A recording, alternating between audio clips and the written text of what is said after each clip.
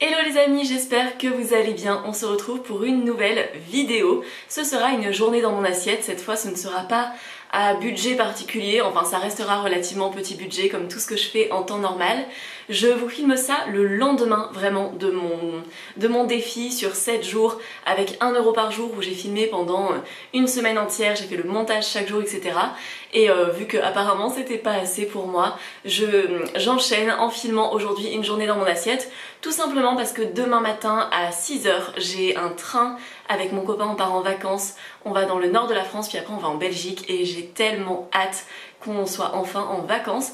Aujourd'hui on va un petit peu vider le frigo, finir ce qu'on a, je sais même pas ce qu'on va manger. J'avais juste envie de partager tout ça avec vous. Je suis trop contente parce que ça fait une semaine que j'ai pas bu de café, mine de rien, dans mon défi, tout simplement parce que ça ne s'intégrait pas dans mon budget et que vu que je bois mes cafés avec beaucoup de lait végétal, sinon ça aurait été compliqué. Donc je reprends enfin le café au lait et dedans je vais mettre mon lait préféré qui est le lait d'avoine de chez Coro. La vidéo du jour est sponsorisée en partie par Coro, en tout cas ce petit morceau de vidéo. Coro, qu'est-ce que c'est? C'est un site où vous pouvez trouver plein de produits sains, des produits bio, des produits vegan à petit budget, tout simplement parce que ils vendent leurs produits en gros conditionnement. Donc vous pouvez vraiment faire des économies si par exemple vous prenez les packs de 8, les packs de 12. Moi par exemple, mon lait d'avoine, je prends un pack de 8 par mois. Qui nous tient tout le mois. Moi je suis vraiment adepte des cafés lattés, j'en bois presque un par jour. Bon ça des fois je bois pas de café ou je bois à la place un chocolat chaud ou je me fais un lait d'avoine avec des épices, de la cannelle, du curcuma, etc. Mon copain lui il en met pas mal dans ses céréales, il aime bien prendre des goûters, ce genre de choses avec du lait d'avoine, donc on en consomme beaucoup. Et voilà, celui-là est super bon. Pour moi le seul désavantage qu'il a, c'est qu'il est pas enrichi en calcium parce qu'il est bio et que les laits végétaux bio ne sont plus enrichis en calcium. Donc vraiment si un jour Coro pouvait sortir un lait d'avoine non bio mais enrichi en calcium, pour moi ce serait génial. Alors je vais commencer ma journée dans mon assiette en me faisant un café latte au lait d'avoine. Ça va être trop bon, j'ai trop hâte. Les premiers jours le café ça me manquait pas, mais il y a un moment où j'avais trop envie de retrouver ce petit goût. Donc voilà, on va faire ça et je viendrai faire un brunch un peu plus tard, tout simplement parce que là il est déjà assez tard. Donc je vais faire mon café au lait et ensuite je vais laisser un petit temps parce qu'il faut pas consommer du café en même temps que ses repas, ça inhibe l'absorption du fer. Donc je viendrai faire un espèce de brunch tout à l'heure. Donc voilà, on va réunir le petit déjeuner et le déjeuner en un seul repas et ce sera très bien. Pour mon café, c'est très simple. Je mets un petit peu d'eau fraîche au fond, puisque là je vais le faire façon glacée.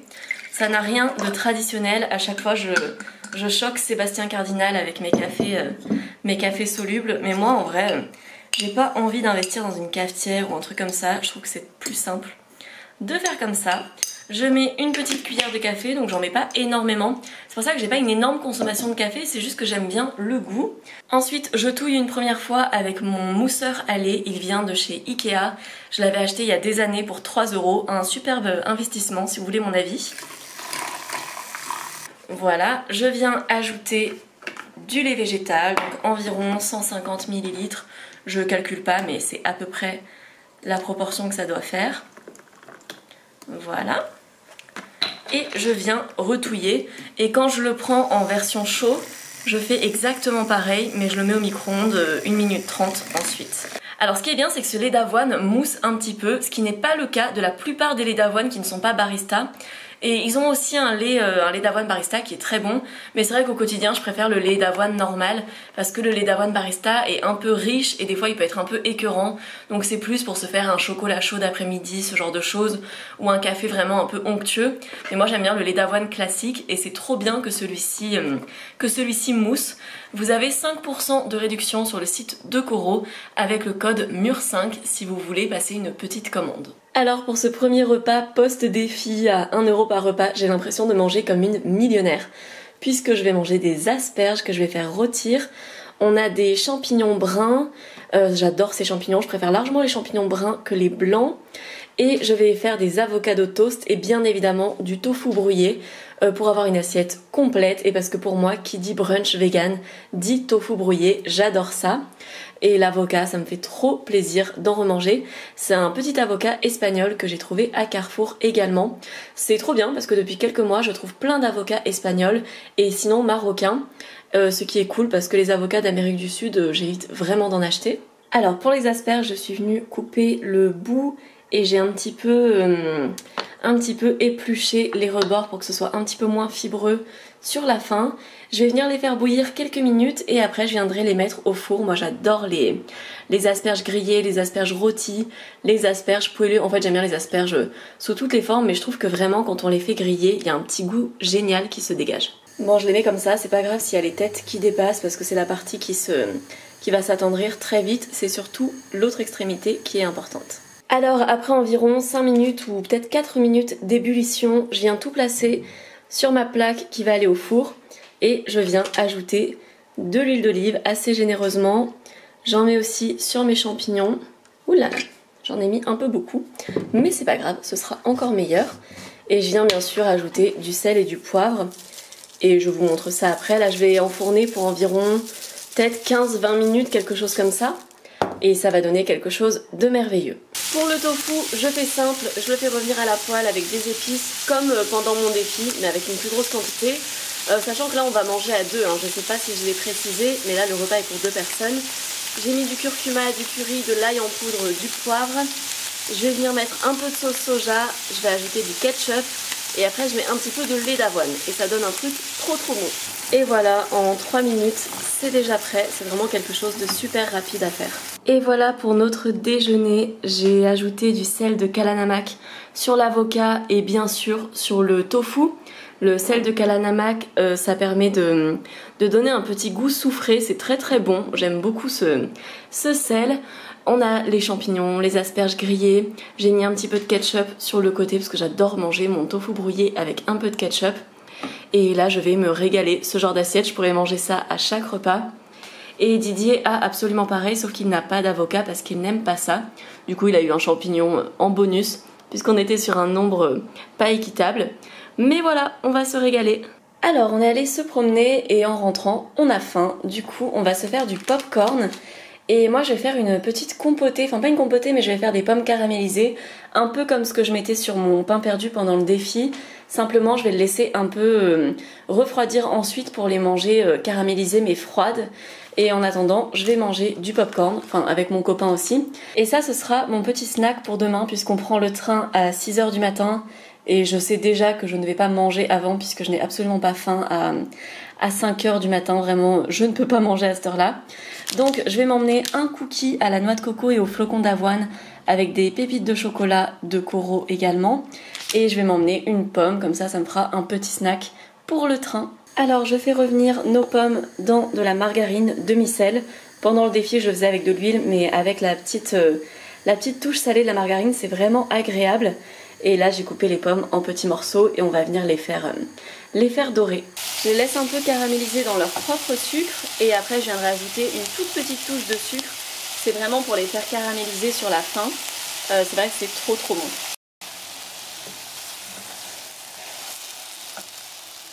Et voilà, on va laisser nos bols refroidir un petit peu et on va se faire du popcorn au micro-ondes. Donc c'est vraiment très simple. On sort le sachet qu'il y a dedans, on le met au micro-ondes pendant, je crois que c'est 2 minutes 30 ou 3 minutes, quelque chose comme ça. Et ça fera l'affaire. Bon, je l'ai mis 3 minutes 30, mon micro-ondes ne chauffe pas trop fort, donc comme ça, il n'a pas brûlé, c'est parfait.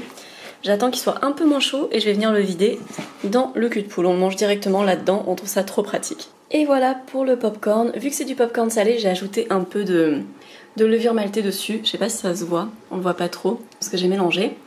Mais on va manger ça tranquillement en regardant une série, en se détendant un petit peu.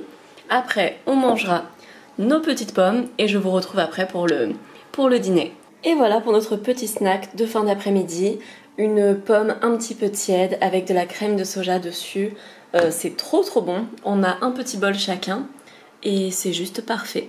Alors avant de passer à la préparation du dîner, je vais mettre au congélateur le reste du tofu que j'ai utilisé ce matin pour la brouillade, tout simplement parce qu'on part une semaine et qu'il ne se conservera pas au frigo. Il pourrait se conserver mais il pourrait aussi tourner, donc dans le doute, ce que j'ai fait c'est que je l'ai un petit peu essoré, je l'ai coupé en petits morceaux et je vais venir le congeler et après il sera parfait pour être un petit peu grillé avec une petite panure à base de fécule de maïs, ça peut être très bon.